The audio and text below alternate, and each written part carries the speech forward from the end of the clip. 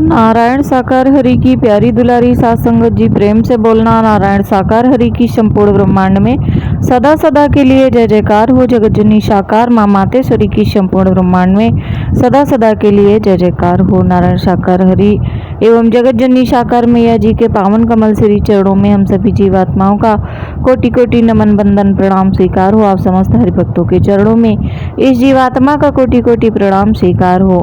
सर्वप्रथम नारायण साकार हरि जी और जगत जननी मैया जी को रक्षाबंधन पावन पर्व की बहुत बहुत ढेरों बधाइयाँ हो, क्योंकि शुभकामनाएं हम इन्हें नहीं दे सकते हैं, क्योंकि शुभ मंगल करने वाले तो स्वयं नारायण साकार हरि जी हैं। इसके साथ ही साथ सभी भाइयों को और सभी जो हमारे वाईटी फैमिली है, जो भी संगत है, सभी को रक्षाबंधन की बहुत बहुत शुभकामनाएं, बहुत बहुत बधाइयाँ हो। आप सभी हमेशा खुश रहें, प्रसन्न रहें, ऐसी हरि परमात्मा से दुआ है। इसके साथ ही प्यारी दुलारी सात संगत जी, ये जो रक्षाबंधन का पर्व होता है, ये मनाते सभी लोग हैं, लेकिन नहीं पता बहुत सारे लोगों को क्यों मनाते हैं इसको, और इसके साथ में कितना बड़ा एक प्रसंग जुड़ा हुआ है और पूरी सृष्टि का विनाश होने वाला होता है, और किस तरीके से श्री नारायण साकार हरि जी ने पूरी सृष्टि को बचाया, और वहीं से रक्षाबंधन का ये प्रारंभ हुआ है। तो वही अभी अभी मेरे दिमाग में आया कि आप सभी के साथ में शेयर करूं। आज पावन पर्व है, तो चलिए फटाफट से उस प्रसंग को सुनते हैं कि कौन सा ऐसा प्रसंग है। तो प्यारी दुलारी सात संगत जी, सतयुग के समय एक ऐसा समय आता है जैसे सारे देवताओं को हरि परमात्मा ने अपना अपना विभाग कहें कि मान लो सौंप रखा है, सबका अपना अपना पार्ट है कि इसको क्या काम करना है, अग्नि देव, जल देव, इस तरीके से। तो ऐसे ही सभी लोगों को अपने अपने कार्य विभाजित हैं। तो होता क्या है कि ये जो असुर शक्तियां हैं, जो राक्षसी शक्तियां हैं, तो इन्हीं में एक राजा बलि हुए हैं, और ताड़कासुर जो राक्षस था, तो ये बहुत ही ज़्यादा बलवान थे, और ये जो इनकी असुरों की माता जो दीति थी, ये सारी इनकी संतानें थीं।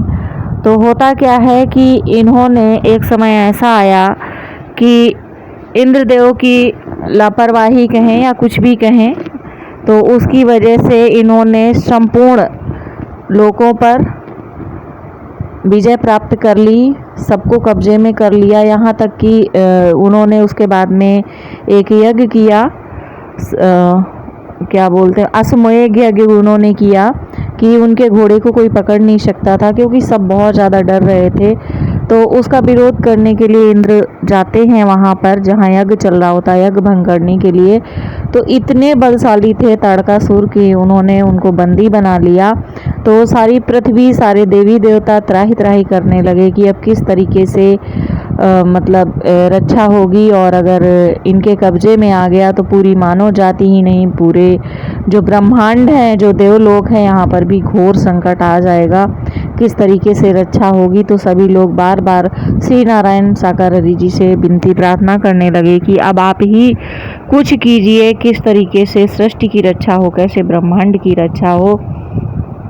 तो प्यारी दुलारी सात संगत जी, होता क्या है कि नारायण साकार हरि जी कहते हैं कि ठीक है, मैं कुछ करता हूँ। उसके बाद में ये बहुत ही छोटे से बामन यानी कि ब्राह्मण का रूप रख करके भिक्षुक के रूप में ये आते हैं, बहुत ही छोटा सा कद लेकर के, और जहाँ यज्ञ हो रहा होता है, संपूर्ण ही होने वाला होता है। गुरु शुक्राचार्य जो दैत्यों के, असुरों के गुरु हैं, वो हवन करवा रहे होते हैं, और हवन की वेदी पर राजा बलि बैठे होते हैं जो असुरों के राजा हैं, और वहाँ की सुरक्षा में ये ताड़कासुर असुर लगे रहते हैं। तो जब ये श्री हरि आते हैं तो बाहर से ही भिक्षामी देही करने लगते हैं नारायण साकार हरि जी।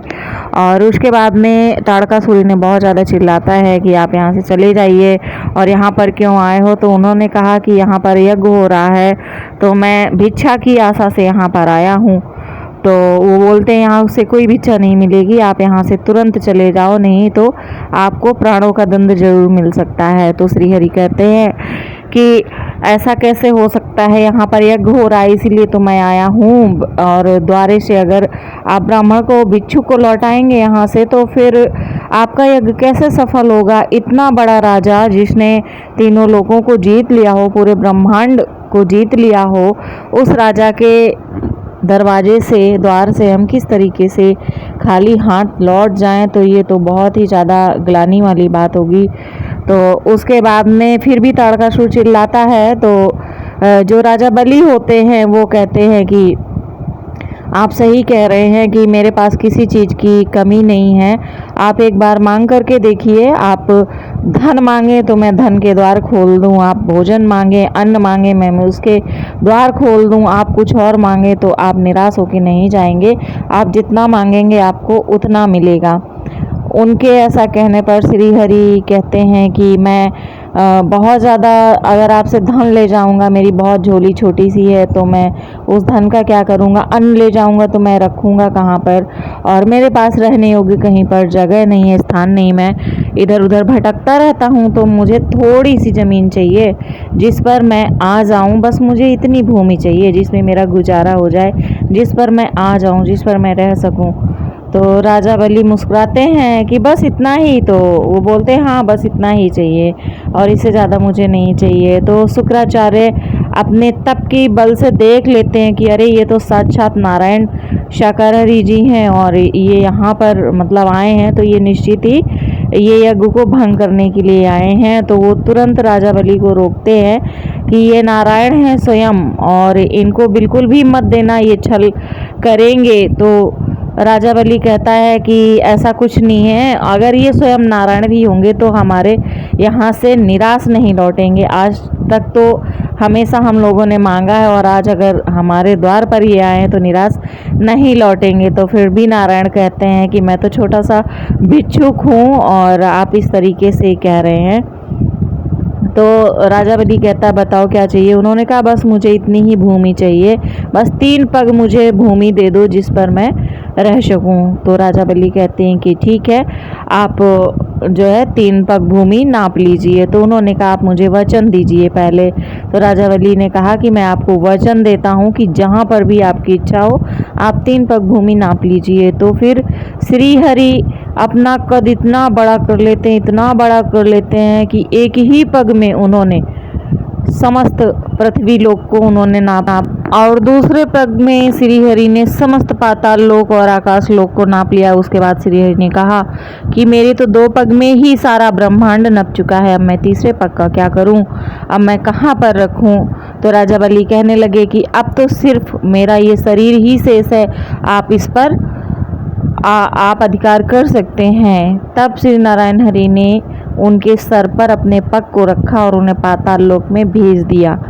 तो इस तरीके से नारायण हरि ने समस्त ब्रह्मांड की रक्षा की।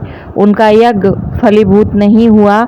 उसके बाद में दिति माता जो थी असुरों की, उन्होंने कहा कि आपने छल किया है और आप देवता होकर के भी आपने ऐसा छल किया है। तब नारायण हरि ने कहा कि हमने छल नहीं किया है, अगर आपका जो यज्ञ हो रहा था, आपका यज्ञ जो हो रहा था उसकी जो मनसा थी वो खराब थी। मनसा की समस्त ब्रह्मांड में कब्जा करने के बाद में आप मानव जाति को और सभी को कष्ट पहुंचाने वाले थे, आपका उद्देश्य खराब था, इस वजह से हमें ऐसा करना पड़ा। उद्देश्य हमेशा ही अच्छा होना चाहिए, ऐसी ही मनसा के साथ में हमें कोई कार्य करना चाहिए।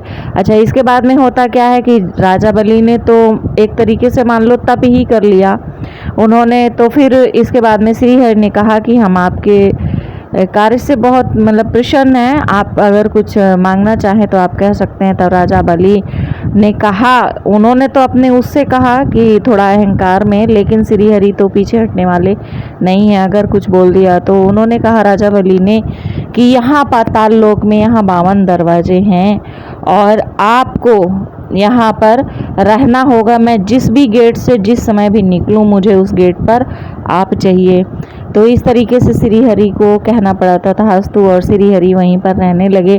जब बहुत दिनों तक वो अपने वहाँ लोक में नहीं पहुँचे तो जगत जननी माँ परेशान हो गई और उसके बाद में ये जो पूर्णिमा थी, सावन की पूर्णिमा थी, उस दिन माता रानी सूत का धागा लेकर के आती हैं राजा बाली के पास में और बोलती हैं कि आज विशेष दिन है, पूर्णिमा है और आज मैं आपको रक्षा सूत्र बांधना चाहती हूँ।